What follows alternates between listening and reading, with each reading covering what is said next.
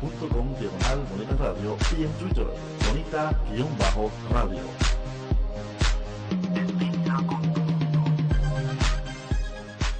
Las expresiones vertidas en el siguiente programa no representan necesariamente la opinión de Bonita Radio. Las opiniones son exclusivas de sus autores.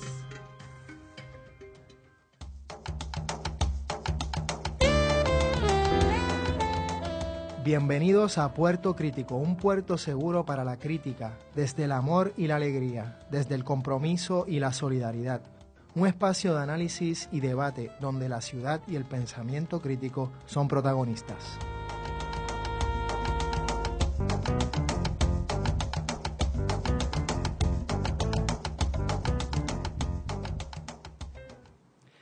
Bienvenidas y bienvenidos a Puerto Crítico. Estamos en Red Global, en Bonita Radio, y en este programa en Red Translocal, ya que les habla Juan Carlos Rivera Ramos en San Juan de Puerto Rico y Miguel Rodríguez Casella desde Sydney, Australia. ¿Cómo estás, Miguel? Muy bien, levantándome para servirme la segunda tacita de café, que tengo que estar en forma. Importante. Hoy estamos muy contentos, vamos a tocar un tema que nos resulta fundamental, no solamente en estos días, sino siempre, y es, entre otras cosas, los feminismos, así en plural, y también las economías feministas y todas estas dinámicas que trabajamos y que reflexionamos en el contexto de la crisis que estamos viviendo en los últimos años.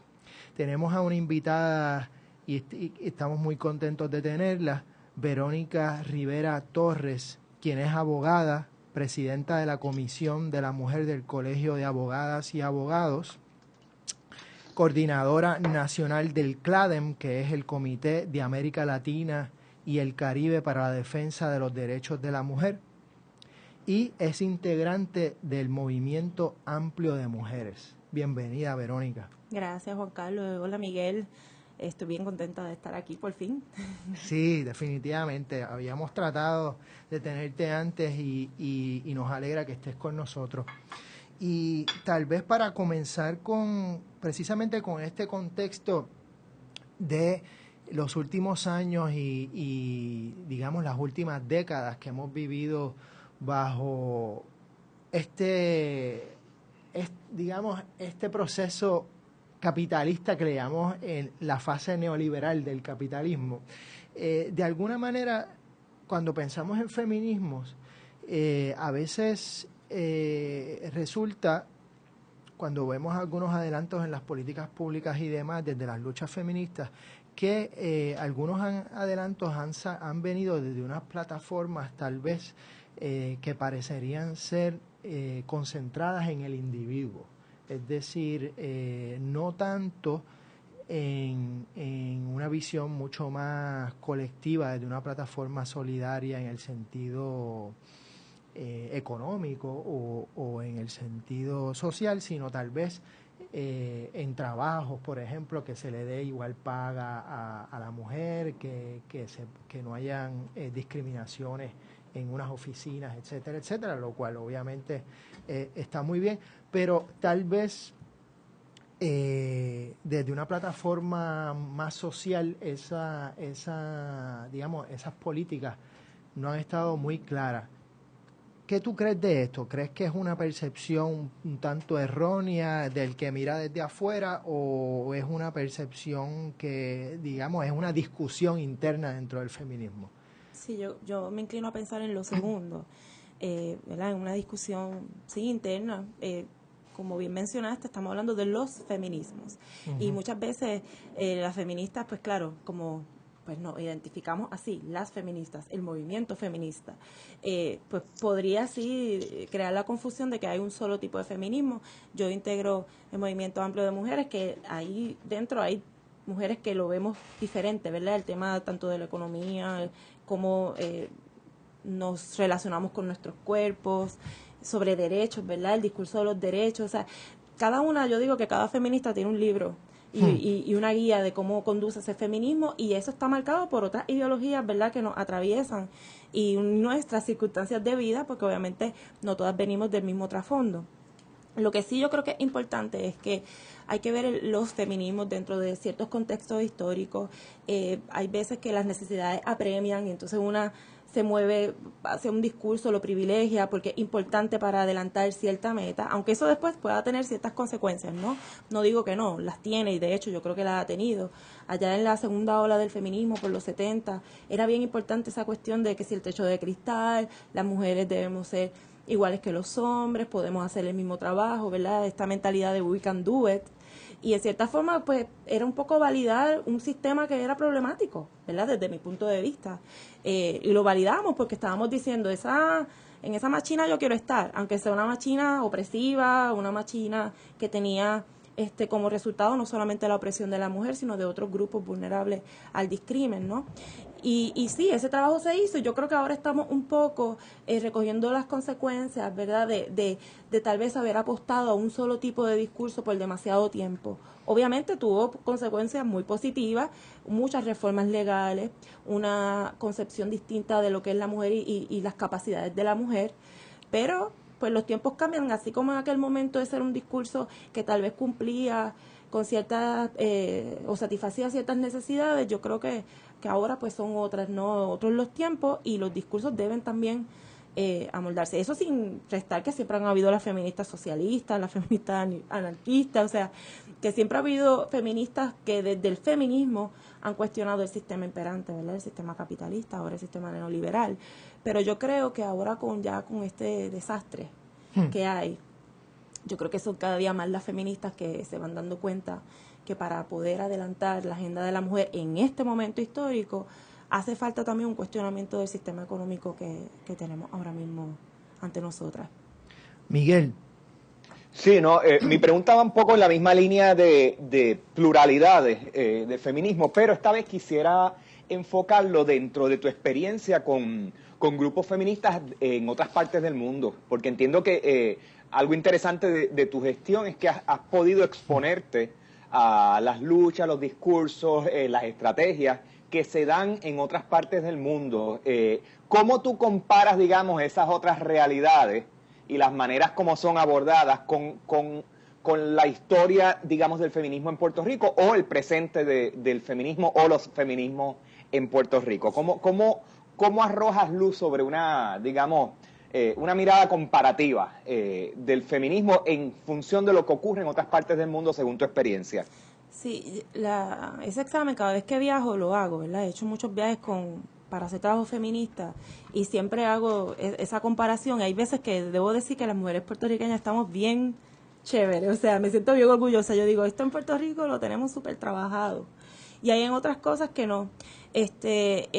Y eso no necesariamente es bueno o malo, ¿verdad? Porque cada contexto, como decía, cada país pues tiene una circunstancia en particular y las mujeres feministas pues van acomodándose o haciendo un trabajo según las circunstancias y las necesidades específicas. Pero sí puedo decir, por ejemplo, yo he ido a América Latina en varias ocasiones y también tuve la oportunidad de representar a CLADEM ya a nivel regional en Holanda, porque el gobierno holandés es uno de nuestros principales financiadores. Uh-huh. Y entonces teníamos que ir para un poco ponernos al día con ellos. Y ahí tuve la oportunidad de compartir con feministas de África, de América Latina, de Estados Unidos y europeas. Y algo que yo siempre recuerdo es que fuimos a una organización que se llama Mama Catch, que es una organización también holandesa y que da mucho financiamiento especialmente a América Latina, África, en lugares con necesidades apremiantes, ¿verdad?, económicas.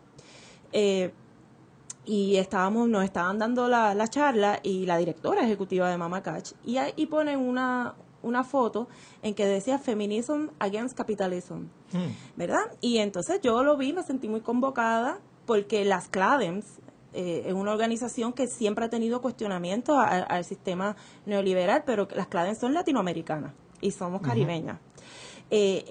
Cuando pasó eso, ¿verdad?, de Feminism Against Capitalism, me sorprendió que se levantó una feminista y dijo que era el momento de terminar con los isms, que no era el momento de hablar de capitalismo, que ella sentía que estaba en otra época, que había que superar esos discursos. Entonces nos dio risa porque todas le dijimos feminism, o sea, como que es hora de terminar, ¿verdad? Era como un poco raro, ella no se dio cuenta de lo que estaba diciendo, pero ahí es que yo digo, mira, es que de donde tú vienes y tus experiencias definitivamente marcan tu feminismo, o sea, no es al revés.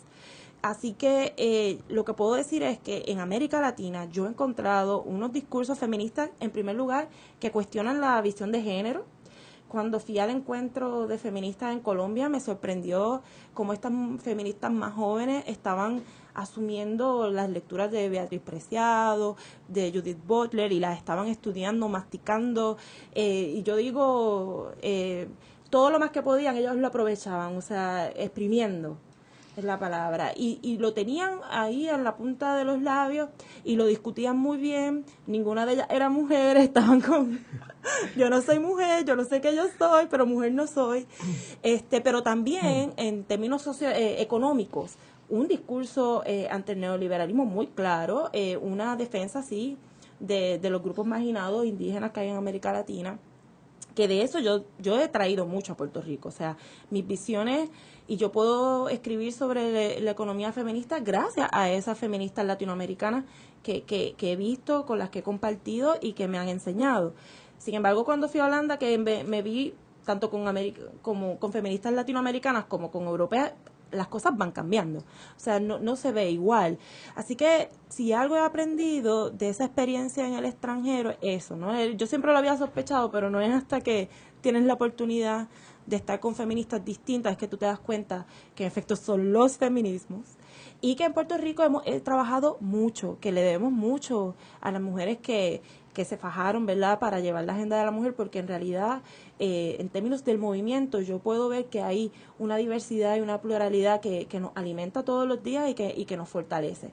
Y sí, a la hora de la verdad podemos tener muchas discusiones internas y debates, y siempre va a haber una compañera que siente que cierto sector está invisibilizado, pero hemos sabido concertar un trabajo en conjunto que yo, ¿verdad?, espero que en los próximos años se dirija a un proyecto de país tomando en cuenta pues la economía y las circunstancias particulares del país. Ahora que mencionaste la economía, hace poco, recientemente, escribiste un artículo sobre economía feminista o economías feministas, y me resultó muy refrescante, porque usualmente cuando pensamos en el neoliberalismo, pensamos en este monstruo hegemónico, que sin duda lo es, pero pensamos que es total, ¿no? Y que de alguna manera recoge o arropa todas las prácticas de vida que tenemos valga la redundancia, en nuestra vida diaria. Sin embargo, arrojas luz a todas unas economías, por llamarle así, y que es importante llamarles economías precisamente, de prácticas de supervivencia y de reproducción de la vida. Pudiéramos hablar de un trabajo de cariño, tal vez, que hace posible que vivamos y que seamos, y que se invisibiliza, y donde las mujeres son las protagonistas. ¿Podrías abundar un poco sobre eso? Sí, ese artículo que se publicó en 80 grados es precisamente producto de lo que decía hace un rato, ¿verdad?, de las feministas latinoamericanas que están trabajando y formando a otras feministas sobre el tema, porque es una agenda para ellas permanente, ¿verdad?, el cuestionamiento del sistema económico que condena a miles de mujeres a la pobreza. Y a partir de ahí yo me di cuenta, yo estoy muy preocupada con lo que está pasando en Puerto Rico en términos económicos, pero más allá de que si el bono chatarra y el crédito y lo que sea, más allá de eso, lo que me preocupa es que siento que los confines de la discusión están muy limitados, muy cerrados, y es como una sensación de ahogo. Como que uno dice, pero si todo esto que tú me estás hablando, me lo has estado hablando por tantos años, y mira dónde estamos, ¿cómo es que seguimos reproduciendo los mismos discursos, el mismo imaginario, ¿no? Hoy estaban nuestros políticos celebrando que nos permitieron endeudarnos y que los bonistas querían que nos endeudáramos más, pero pues no. Dios mío, sí. O sea, ese tipo de cosas, ¿verdad? Esa reacción que estaban celebrando, yo digo, pero o sea, nos vamos a hundir, nos vamos a acabar de hundir, y nadie se lo cuestiona, ¿no? Así que, como estoy preocupada, y porque pienso que para mantener vigencia como feminista tenemos que asumir una voz y reclamar que se nos escuche sobre este tema, que es un tema apremiante. Por eso es que yo me he estado formando. Ese escrito es producto de unas lecturas que realicé para un diplomado en Economía Feminista y Solidaria, y me hice todas las lecturas, discutí con las profesoras, todas latinoamericanas, mucho trabajo en Colombia, bueno, y también entiendo que hay españolas también, que algunas de las lecturas, pero el trabajo principal era de feministas latinoamericanas. Y entonces yo empecé, porque tenía ese interés, a leer, a estudiar, y dije, voy a aprovechar que viene el 8 de marzo, que es el Día Internacional de la Mujer, un poco para poner el tema. Obviamente hay otras compañeras que han estado trabajando el tema por muchos años, o sea, no estoy trayendo nada nuevo, pero yo sí creo, imagínense, o sea, en América Latina están haciendo diplomados sobre el tema de economía feminista. Claro. Tenemos profesoras que a eso se dedican a tiempo completo en sus universidades de gran renombre, o sea que en ese aspecto aquí nos falta mucho trabajo. Así que yo escribí el artículo un poco reconociendo, estoy comenzando a educarme, pero de esto hay que hablar, y ciertamente yo creo que crea preguntas nuevas y que van a requerir que nos movamos diferente dentro del mercado, ¿verdad?, de lo que es la economía. Nos va a exigir, bueno, yo esa pregunta no sé cómo contestarla, pero hay que contestarla. Así que vamos a ver cómo lo vamos a hacer, ¿no? Vamos a una pausa y regresamos en unos minutos a Puerto Crítico.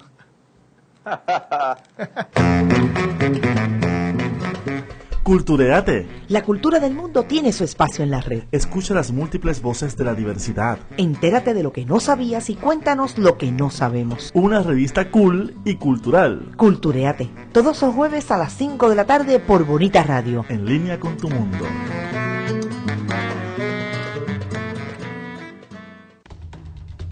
Soy el licenciado José Ariel Nazario y les invito todos los miércoles a las 10 de la mañana a escuchar el análisis legislativo único, política, sociedad, economía y temas de actualidad de nuestra realidad puertorriqueña. Recuerde, la previa, todos los miércoles a las 10 de la mañana por Bonita Radio, en línea con tu mundo. Y regresamos a Puerto Crítico con Juan Carlos Rivera Ramos y Miguel Rodríguez Casellas. Y hoy estamos con Verónica Rivera Torres, que nos acompaña hablando sobre feminismos y diferentes dinámicas dentro de ese feminismo. Y fíjate, un poco hablando sobre eso, nosotros hemos estado reflexionando precisamente en esas cotidianidades, ¿no? Hay tantas cosas que cuando ya vamos a los detalles de esos espacios en el hogar y fuera del hogar, nos damos cuenta que no son domésticos nada más, que hay unas redes que se dan y que muchos de estos procesos se dan a través del cariño, es decir, se cuidan a los demás, se llevan a los demás al médico, se le da pon a la gente, se le hace comida a las personas, hay tantas y tantas cosas que no se cobran y que se podría analizar para ver cómo la vida, digamos, continúa sin necesariamente el mercado en ese sentido. Y es un poco romper, como bien dijiste, esos esquemas que nos tienen encajonados en pensarnos no solamente desde el Estado, porque yo tampoco quiero reproducir entonces un discurso antiestado que es bastante neoliberal, pero sin duda alguna unas posibilidades que se dan que tal vez no han estado ahí precisamente por estar tan metidos en un patriarcado que no nos permite ver a las mujeres como entes económicos, básicamente, y que desde sus circunstancias de vida aportan a la calidad de vida. Le dices cariño, se le ha dicho la ética del cuidado, sí. que es lo que permite que las cosas funcionen, ¿no? Yo me enteré relativamente hace poco que una mujer en el área del Caño Martín Peña por mucho tiempo dio cuido gratuito, porque ella no tenía trabajo asalariado, no tenía que salir de la casa, y ella ofreció a los jóvenes de la comunidad que veía que podían echar hacia adelante, ella le ofreció cuidarle a sus hijos sin cobrarle. Y eso yo me enteré hace poco, y yo dije, esto es. Imagínense la aportación económica que ella hizo, no solamente a ese núcleo familiar, sino al Caño y al país. O sea, y eso tiene un valor, ¿no? Y un poco es visibilizar esas dinámicas, esas redes, que todos tenemos esa posibilidad. La cuestión de visibilizarlas también es que motiva, incentiva. Porque si una puede visibilizar que algo surte efecto, ¿verdad? Que es efectivo, que funciona, pues más personas van a poderse sentir convocadas a realizarlo. Entonces, un poco eso también. Y yo creo que cuando yo estaba trabajando el tema y lo sigo trabajando, da esperanza, da un poco de alivio pensar que es posible hacer las cosas diferentes, ¿no? Miguel.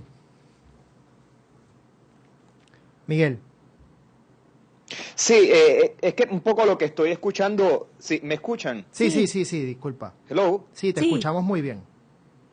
¿Me oyen? Sí, es que he tenido un poquito de intermitencia, pero Okay. nada, un poco lo que escucho tiene que ver con que mucho del trabajo, digamos, que se ha hecho desde la crítica feminista en Puerto Rico, pues sí tiene que ver con los imaginarios culturales y demás que mantienen un orden de las cosas, pues injusto, que desfavorece relaciones de equidad y demás. Se ha hecho un trabajo también desde el derecho y eso, pues todo eso se reconoce. Pero quizás el problema, y no solo el feminismo, es que hace falta una matemática, un trabajo matemático que le dé visibilidad a muchas de estas prácticas que están ocurriendo en la cotidianidad y que son invisibles. Y ese es un tema que nos une a todos en ese sentido. O sea, el problema económico de Puerto Rico, la manera como se aborda, la recurrencia de unas mismas preguntas, como estabas diciendo, Verónica, que llevan irremediablemente a unas mismas respuestas fallidas, tiene que ver con que los modelos y las estrategias matemáticas que se están utilizando para describir y describirnos no son suficientes y no nos están incluyendo a todos o a todas las cosas que están aportando a la convivencia. Aquí sí que por ahí yo creo que iría mi comentario más que una pregunta. Sí, de hecho, en un foro que realizamos sobre el tema la semana pasada en el Colegio de Abogados y Abogadas, tenía que ver cómo esta economista, Marta Quiñones, que yo la seguiría escuchando todas las semanas si puedo, iría a un foro, porque ella, desde la economía, ¿verdad?, y desde sus estudios, hablaba de solidaridad, de justicia, de equidad, con valor económico. O sea, diciendo, mira, hay que hacer estos estudios, pero esto se puede medir. Y eso es importante, o sea, si vamos a hablar de nuevas preguntas, pues mire, vamos a invertir en eso. Aquí en Puerto Rico, por ejemplo, hace falta una encuesta sobre el uso del tiempo. Eso en América Latina se está haciendo, se está invirtiendo dinero en eso. Porque es que eso es lo que hay que hacer. Primero, bueno, para saber cómo es que el puertorriqueño y la puertorriqueña utiliza su tiempo, pero también para ver si vale la pena seguir invirtiéndolo así. Y también para mejorar la calidad de vida. O sea, hay como un espacio de acción ahí que no, en Puerto Rico en particularmente, me parece que no se está abarcando, o sea, ni siquiera estamos caminando por ese paseo, ¿no? Y hay que hacerlo. Y otra cosa que también, ¿verdad?, apuntando también con la cuestión de los feminismos, y alguna discusión que ha sido interna dentro de ciertos colectivos, tiene que ver con, por ejemplo, el tema de las maestras y el sistema educativo. Nosotras, por mucho tiempo, años, llevamos con la exigencia de que la perspectiva de género debe ser incluida en las escuelas, ¿no? Y de hecho llega el momento que ya me lo preguntan cuando me dice, ¿qué más hay que hacer? Y me hacen la pregunta, yo lo contesto y hasta me siento mal, porque digo, Dios mío, ya voy de nuevo con la misma respuesta. Y me siento, llega el momento en que una dice, ay, se escucha hueco, porque pues sí, es lo que hace falta, pero como que ya se ha convertido en que siempre contestamos lo mismo. Entonces, con esta cuestión de las maestras, ¿verdad?, y la vulnerabilidad en la que están, yo digo, pues mira, no podemos hablar de perspectiva de género sin hablar de las maestras. No podemos hablar sobre de que queremos que enseñen equidad y justicia y solidaridad y que todos y todas somos iguales si tenemos a esta persona que es la que lo va a ejecutar, la que tiene que ser capacitada y la que va a capacitar, pensando en que su futuro está tronchado porque va a vivir en pobreza. ¿Qué incentivo puede tener esa maestra si se siente maltratada, si se siente infravalorada? Por eso es que yo digo que las feministas ahora, y yo se lo digo a mis compañeras y lo estoy diciendo y lo digo, tenemos que asumir ya todo, desde la violencia contra nosotras, no importa dónde sea, el discrimen, la infravaloración del trabajo doméstico, todo eso lo tenemos que asumir ahora como desde una perspectiva, digamos, macra, más general, más orgánica de la sociedad. No concentrarnos tanto en, por ejemplo, en la violencia doméstica. Obviamente yo trabajo con eso todos los días, tengo clientas y lo trabajo todos los días, ¿verdad? Y valoro las herramientas legales que existen. Pero creo que para poder romper con eso hay que hablar de desarrollo económico, hay que hablar de otro tipo de economía, hay que darle otras herramientas, ¿verdad?, a las mujeres que están siendo víctimas de violencia. Y en ese contexto, por eso es que yo digo, ya ahora hablar de perspectiva de género en las escuelas sin hablar de las maestras, para mí se me queda corto. O sea, yo mezclo las dos cosas, yo las uno. Hace poco tuvimos un programa con Romelinda Grullón del Centro para la Mujer Dominicana, donde hablábamos precisamente de eso, de cómo hay diferentes trabajos que las mujeres dominicanas hacen en cantidades de hogares que es invisibilizado y que no se toma en cuenta y que tiene que ver mucho con este trabajo que yo dije cariño, pero tú mencionaste la otra parte de cuido y cuidado, ¿no? De cuidado de ancianos, sí. Limpieza de hogares, enfermas, etcétera. Y vemos aquí pues relaciones, ¿no? O sea, las mujeres dominicanas, la población inmigrante, la situación de los inmigrantes en general, sobre todo dominicanos, la situación de la pobreza, las luchas de clases y definitivamente todas las opresiones y violencias están interconectadas y cada vez más lo vemos claro en este proceso de crisis que estamos viviendo. Te escucho y pues obviamente asiento, me emociono y me pregunto, y es una pregunta ingenua por un lado, ¿cómo tú crees, digamos, cuáles son, un poco ya estás diciéndonos cuáles son los retos, parte de los retos actuales dentro de estos feminismos, un poco también, ¿cuáles tú crees que podrían ser estrategias para unir a otros grupos y que nos veamos convocados? Es decir, los que miran la realidad desde una lucha de clases, no necesariamente una crítica al patriarcado, ¿cómo se pueden sentir persuadidos, digamos, o que vean que definitivamente esto es una lucha fundamental, unir estas causas? Los que ven la realidad desde una plataforma antirracista que en Puerto Rico está en pañales, pero que definitivamente es algo fundamental que hay que trabajar. ¿Cómo podríamos, digamos, es una pregunta obviamente que te estoy lanzando, pero un poco para pensar juntos, ¿cómo podríamos ir creando esas plataformas donde pudiéramos actuar de esa forma? Es un reto, pero un reto no solo para esos otros grupos, para nosotras como feministas, porque muchas veces hemos intentado concertaciones, ¿verdad? Y nos sentamos en una mesa y nosotras somos las primeras que nos levantamos porque esto es un machista, esto es un patriarcal y no voy a trabajar contigo. Y eso yo creo que es un reto, porque si vamos a hablar de un proyecto de país, ciertamente pues tenemos sentarnos. El primer paso es sentarnos. Y no necesariamente lo que vamos a estar hablando nos va a gustar a todas y a todos, pero es importante, yo creo que eso sería lo primero, ¿no? Tomar la decisión. Las feministas debemos tomar la decisión de que queremos hacer eso. Y yo sé que yo tengo compañeras que están bien interesadas, y cuando hablo de las feministas, no necesariamente me refiero exclusivamente a las mujeres y hombres que se sienten convocados por el término, sino a todas las personas que trabajan por la equidad y que creen en la equidad de los géneros y que creen en la justicia y que nadie debe ser discriminado, ¿no? Porque tampoco es cuestión del movimiento amplio o del movimiento de aquella persona que se siente feminista, sino algo más global. Yo creo que sí, yo creo que hay un interés y que parte del problema que hay, algo positivo que puede salir de la crisis, ¿verdad? Que yo sé que es un cliché, pero es que es cierto. O sea, cuando ya tú tocas fondo, tú tienes que ver cómo tú vas a salir. Así que por eso estas cuestiones del bono y de que se emitió deuda y vamos a celebrar, esos son parchos, seguimos igual de endeudados, la crisis sigue igual, entonces yo creo que nosotras debemos reconocer eso. De hecho, yo circulé mi columna dentro del listado del Movimiento Amplio y me gustó ver la acogida de compañeras que me han dicho, mira, yo en verdad ni me había puesto a pensar en eso.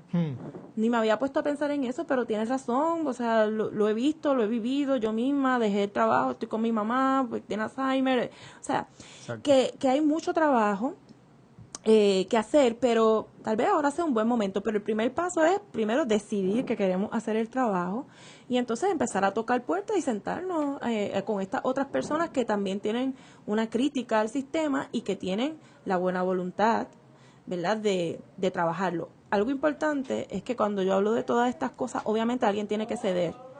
Pero cuando yo digo que alguien tiene que ceder, no es como lo utiliza el gobernador de Puerto Rico, ¿verdad? Que cada vez que va a pasar una ley que quita derechos, pues entonces ahí ellos son los trabajadores y las trabajadoras siempre, por casualidad, son las que tienen que ceder. No, yo lo que quiero hablar, y lo toco en la columna, es que hay también que retomar el tema de la democracia, de la participación, de los derechos humanos.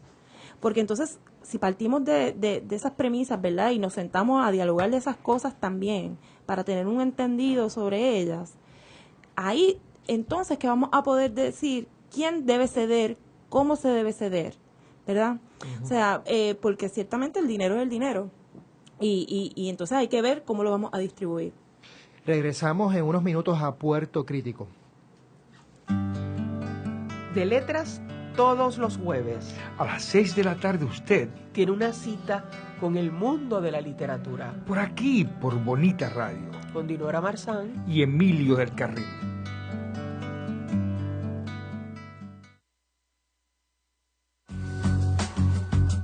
Retorcidos, un programa dirigido a informar y educar sobre temas que afectan la comunidad LGBT. Escúchanos todos los miércoles a las 6 p.m. por Bonita Radio, en línea con tu mundo.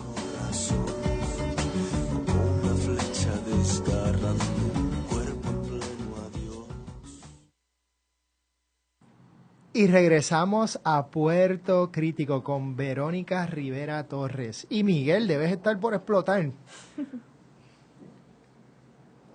Miguel, te escuchamos. Ay, Miguel. Sí, no, bueno. Disculpa. Te escuchamos mal. Sí, No te escuchamos bien, no. Bueno, vamos a seguir acá, a ver si puede haber una reconexión, pero entonces seguimos nosotros por acá y buscamos a Miguel en ese camino. Verónica, no hay que dudar que en los últimos años, y desde siempre, en Puerto Rico, las iglesias han sido muy protagónicas en los procesos políticos, ya sea de manera frontal o tras bastidores.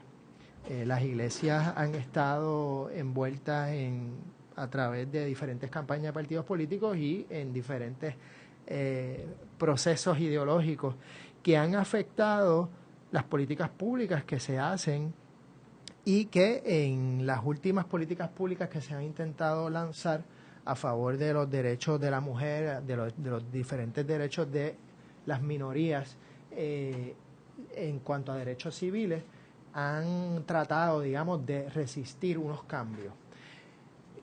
¿Cuán difícil ha sido dentro del trabajo de concienciación feminista en lo que llamamos la calle, digamos, en el día a día, las creencias religiosas? ¿Cuán difícil ha sido trabajar estos temas y lidiar, digamos, con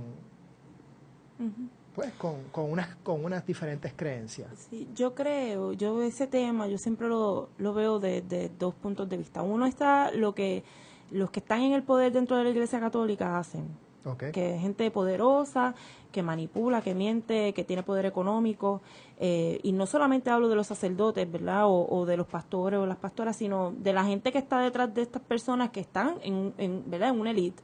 Y también lo diferencio de la persona que va a la iglesia y que hace un trabajo a veces maravilloso. Yo que cuando voy a las comunidades y trabajo, por ejemplo, el tema de violencia doméstica, me sorprendo con el trabajo bueno que hacen muchas iglesias a nivel comunitario. Entonces yo siempre lo separo y lo digo porque incluso a veces yo estoy rodeada de personas que sí que se consideran religiosas, y cuando hablo de temas de derechos humanos que van a la médula de las cosas, ¿verdad? Por ejemplo, de la comunidad LGBT, a veces me dicen, no, yo no tengo ningún problema, son seres humanos, tienen derechos, pero claro, eso es una cosa a un nivel individual, en la privacidad de la casa, y otra es estas instituciones violentísimas que abusan, que mienten, que invierten millones de dólares en contra de un proyecto, por ejemplo, para que la ley 54 proteja a todo el mundo. O sea, cosas que para mí se caen de la mata. O sea, yo no puedo entender, todavía no entiendo cómo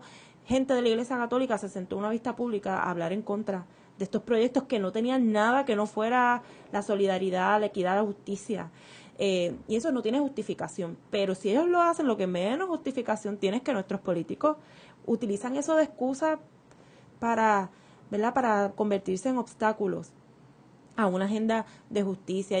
Ese tema a mí siempre me incomoda, porque yo no sé cuánto poder político en verdad tienen. O sea, en términos electorales, con las tribus que hay aquí, que son básicamente dos, los populares y los PNP, yo hasta ahora nunca he conocido una persona popular que me diga que ha dejado de votar popular por el pastor. Yo no lo he conocido. O sea, la lealtad al partido, claro, sí, es bien fuerte. Entonces yo digo, pero ¿y por qué se deja manipular?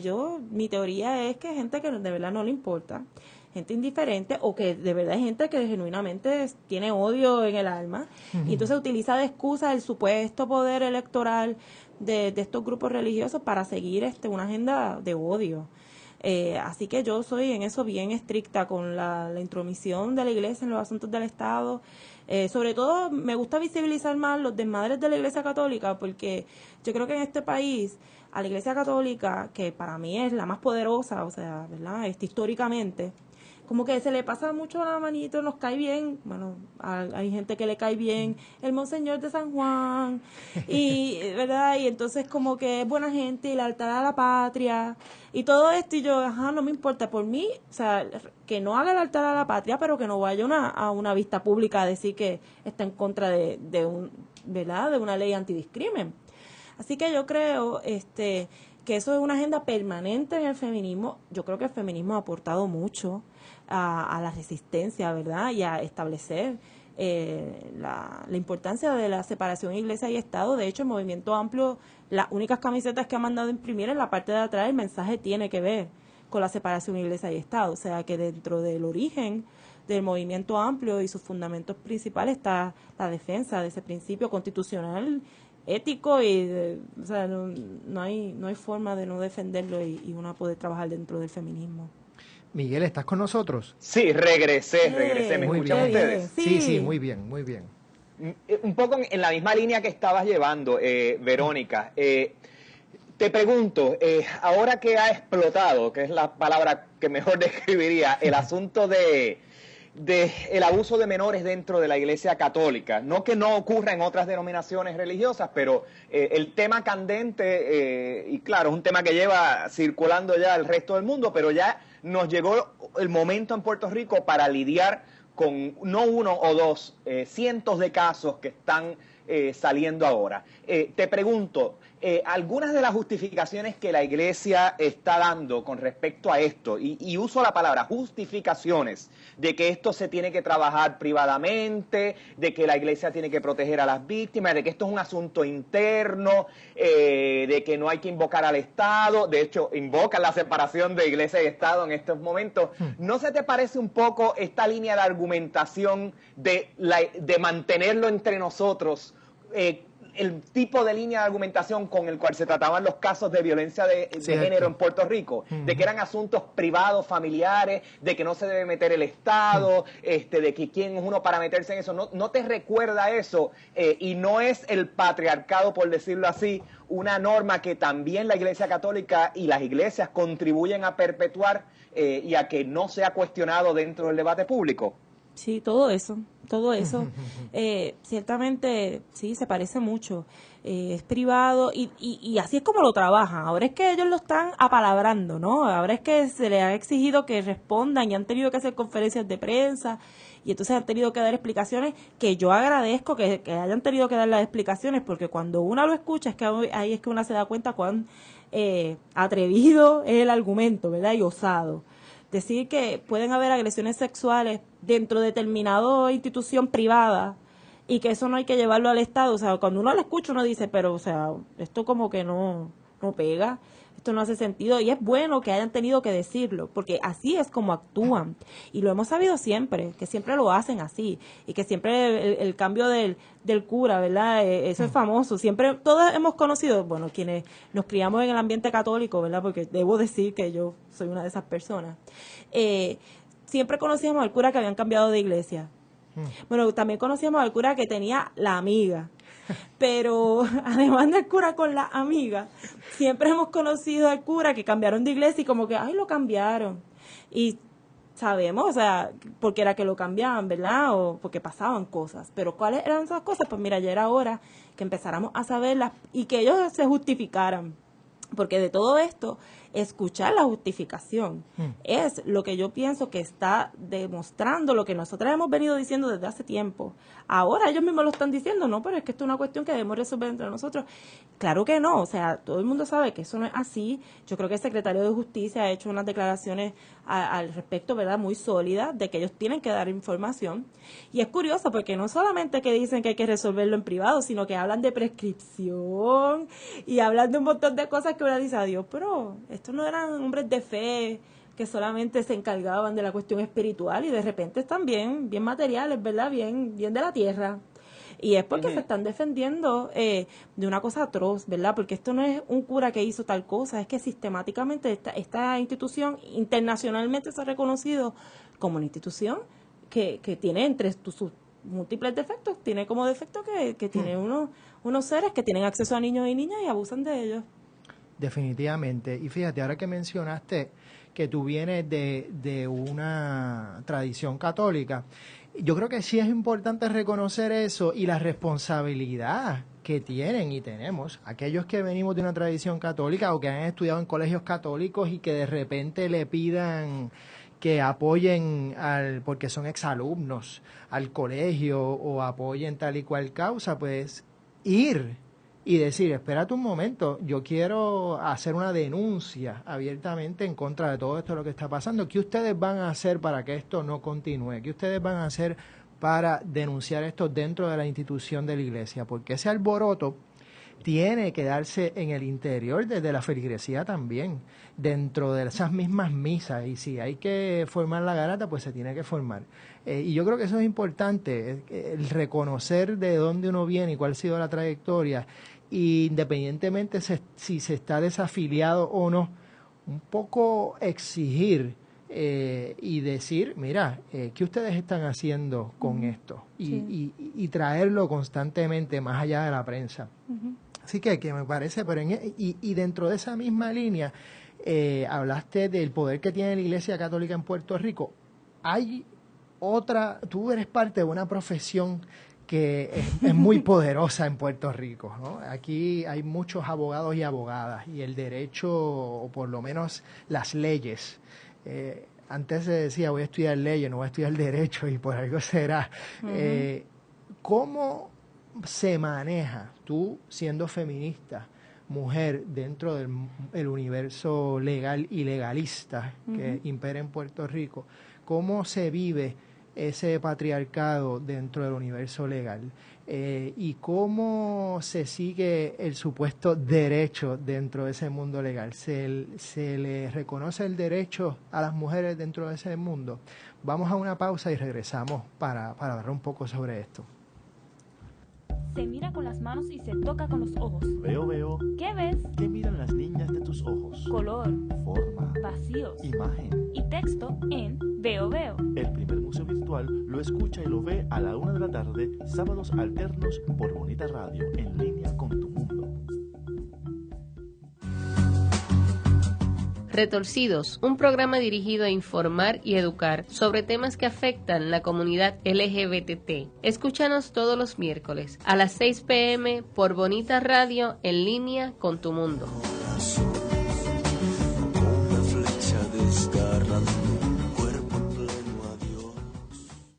Y regresamos a Puerto Crítico. Estamos con Verónica Rivera Torres hablando sobre feminismos. Y Verónica, íbamos a hablar un poquito sobre ese mundo de la abogacía. Cuéntanos algo de eso. Wow, yo siempre las personas que nos consideramos activistas y que somos parte de la profesión legal, yo creo que ustedes han tenido que escuchar antes que siempre estamos luchando con el conflicto, ¿verdad? Porque yo creo que ahí sí hay un conflicto inherente a ser una persona activista o constatataria, ¿verdad?, ante el Estado y ser abogada, porque obviamente pues primero es una de las profesiones más reguladas. Estudiamos sobre supuestas leyes y estudiamos el derecho y la normativa y se supone que con nuestra mera presencia y al juramentar estamos validando ese sistema.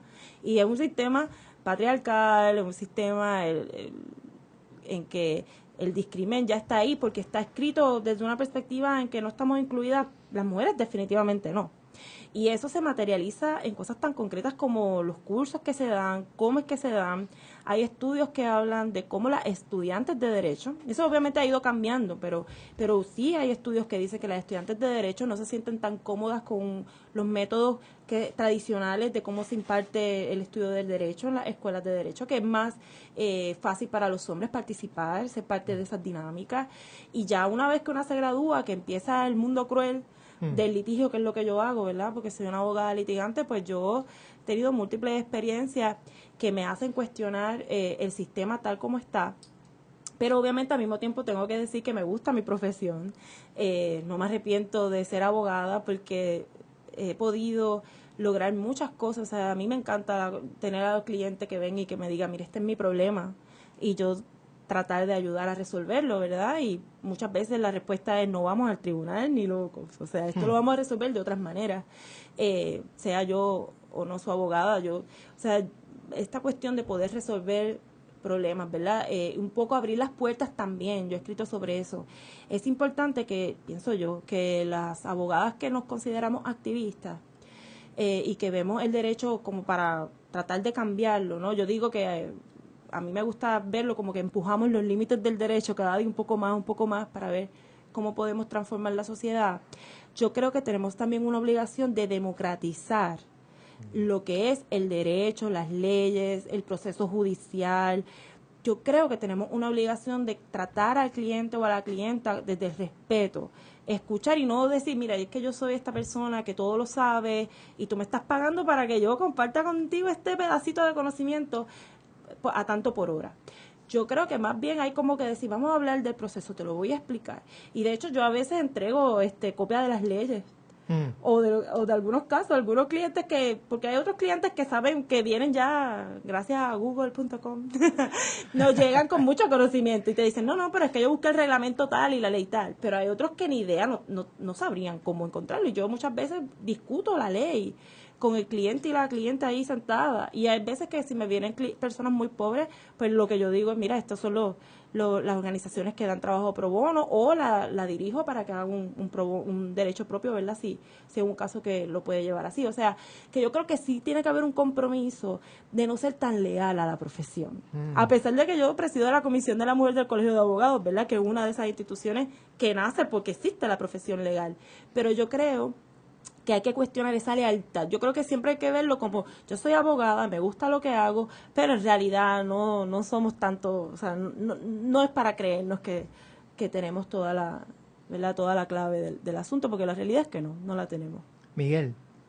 Sí, ahora la próxima pregunta que tengo en mente, Verónica, y quizás tiene que ver con un aspecto que sonará trivial, pero es parte de la realidad cotidiana en Puerto Rico. Y me refiero a los partidos políticos y cómo entran las agendas feministas o no entran en sus plataformas, pero más que sus plataformas, que las palabras se las lleva el viento, me refiero a los estilos, las acciones. Ustedes que han bregado con varias administraciones políticas en Puerto Rico, y pues tenemos dos principales que son las que se alternan el poder, ¿cómo comparas y contrastas los acercamientos, los estilos de esas administraciones a la hora de abordar temas de feminismo y de actuar, no solo hablar para las cámaras y demás? Es una pregunta complicada porque sé que obviamente uno no quiere llevar esto a la política partidista barata nuestra de cada día. Sin embargo, yo creo que es importante que el público tome conciencia si existen diferencias, si a la hora de la verdad todos son iguales. esos matices queremos escucharlos. ¿Cuál ha sido tu experiencia? Y también cómo responden los movimientos feministas en Puerto Rico a las distintas administraciones. Vamos a verlo de las dos maneras, no solo del gobierno y de los partidos políticos hacia el feminismo, pero también del feminismo hacia el gobierno. ¿Cambian los estilos de lucha? ¿Cambian los estilos y los matices de pronunciamiento cuando cambia el gobierno? Te pregunto. Cambia todo. Y puede que a la gente le pueda sorprender porque nosotros siempre decimos, son lo mismo. Y en ciertos momentos y en situaciones específicas sí son lo mismo. Pero la pregunta es cómo abordan, o sea, cómo asume cada partido cuando se hacen acercamientos feministas, ¿verdad? Con todos sus nombres. Pues del cielo a la tierra la diferencia. O sea, y yo puedo decir que yo viví los 4 años de la administración Fortuño, estoy viviendo esta administración. Anteriormente había estado la de Aníbal Acevedo Vilá, pero yo era estudiante. Así que, en realidad, como activista, pues he vivido 2 administraciones, la de Fortuño y ahora la de García Padilla. Entonces, lo primero que debo decir es que bajo una administración PNP no hay ningún canal de comunicación, o sea, es inexistente, o sea, eso no pasa. Wow. Nosotras lo intentábamos un poco, pero en realidad, bueno, es que al saque le sugerimos un nombre de una feminista PNP para que fuera la procuradora, y porque la mujer dijo que creía en el derecho al aborto y creo que también habló de los derechos LGBT, la colgaron y se acabó. Y nosotras dijimos, bueno, pues se acabó, nosotras no vamos a estar mandando mujeres para que las acribillen, ¿verdad? Pero era una mujer PNP y ni eso conseguimos, o sea, que esa procuradora fuera confirmada. O sea, los canales de comunicación están bien cerrados. Pero eso, tengo que decir que cuando eso pasa, las activistas entonces se ponen como que se organizan más. Porque como ya no tenemos acceso al gobierno, pues el trabajo lo tenemos que hacer nosotras. Por ejemplo, yo asumí la responsabilidad de hacer las estadísticas de muertes de violencia doméstica por un tiempo a través de un blog que yo tengo, y empecé porque me di cuenta que no las estaban contando y bueno, yo no dormía. En aquel momento yo decía, pero ¿y qué es esto? Y yo asumí esa tarea y era la que me citaban. O sea, yo llamaba a los periodistas y yo les decía, tienen los números mal. Estos son los números, y los confrontaba con las mismas notas periodísticas que ellos publicaban. Y yo hice ese trabajo durante el tiempo de Fortuño. Y pues entonces nosotras estábamos como que bien al día, como que en todas, incluso cuando pasó lo de Ley 7, hubo mujeres feministas que se encadenaron, hicieron ese tipo de ¿verdad?, de desobediencia. Cuando está el Partido Popular, por lo menos en este gobierno, hay más acceso, tanto así que muchas de nosotras nos convertimos en funcionarias de gobierno. Yo no, ¿verdad?, pero estoy hablando de la feministas. Algunas compañeras trabajan para el gobierno y ciertamente ha habido una apertura. O sea, nosotras podemos sentarnos en una mesa a dialogar con asesores, incluso nos hemos sentado con el gobernador. Pero eso tiene como consecuencia que entonces tal vez nos aguamos, ¿no? En el sentido de que pues tenemos acceso, se crean unas redes de comunicación, pero cuando, por ejemplo, queremos hablar del tema de la economía, esa apertura es inexistente. O sea, a mí nadie me ha llamado para preguntarme qué yo creo de lo que pasó con las maestras, que yo pensaría que les interesaría porque son maestras, ¿no? La mayoría son mujeres. A nadie ahí al gobierno no le interesa lo que las feministas tenemos que decir. Así que no es que tanto están tan abiertas las puertas, lo que pasa es que hay ciertos temas que ellos pues prometieron, ¿verdad? Se comprometieron, algo que el PNP nunca ha hecho. Ellos sí, el Partido Popular se comprometió con una agenda y nosotros nos limitamos a exigir que la cumplieran. Pero todavía falta mucho camino, o sea, lo de perspectiva de género, eso está en el limbo. Y olvídese que ahora con los problemas económicos, pues yo, como siempre pasa, las agendas de justicia social, pues, ¿verdad?, se quedan como frisadas. Y yo creo que eso es parte del reto, ¿no? Cómo poder aprovechar esos canales existentes que sí están, esos espacios que se abren para aprovechar, politizarlos y lograr unas políticas públicas, unas aperturas, unos derechos, y a la misma vez no aguar la militancia y hacer el trabajo, como ese trabajo de investigación que hablas, que es fundamental para poder informar toda una política y unos movimientos sociales. Y yo creo que va por ahí un poco lo que estabas diciendo. ¿En dónde están nuestras lealtades?